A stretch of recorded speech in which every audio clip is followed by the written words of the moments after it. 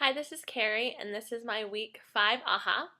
This week we just talked more about creativity and watched a video, and it was really interesting.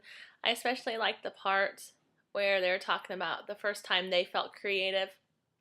It kind of brought back some memories of when I was younger and how creative I was then. I used to make up my own songs, and in school I loved writing, and I used to like making my own books and illustrating them and doing the covers of them. Um, when I used to stay the night at my grandma's house, I would always have my little tape recorder, and I would just turn it on and start talking, and I'd make up the funny stories, and then I'd play them back, and it was like this big show I would put on.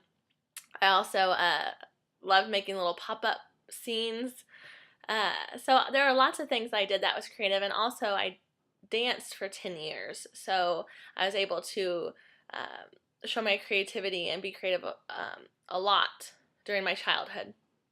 And thinking back now, I think that where did that go? I don't really have that anymore, and to think that I used to do that stuff is kind of crazy because I'm not like that at all. I don't dance anymore, and of course I'm not writing books or anything like that, so it kind of made me a little sad, but a little bit self-reflective and thinking that I need to find an outlet where I can be creative and try to figure something out.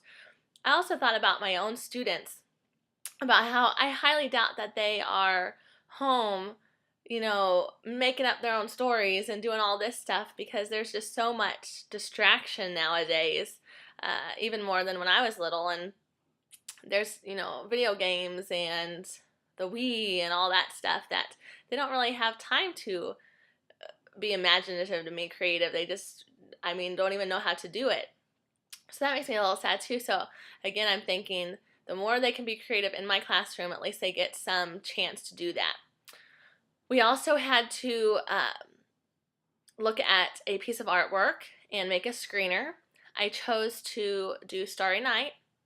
I'm glad that I did because it was nice to look at it in a different way. And again, I've loved it for a really long time. Also, making a screener was a lot easier than I had expected.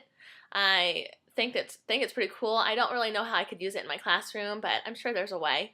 I could maybe just make cool little videos, and maybe that can be my creativity or my creative outlet. But I had a good week, and I learned a lot, and again, I got to be a little self-reflective and think about maybe some things that I could do differently and change, and so I can be more creative now. Thank you.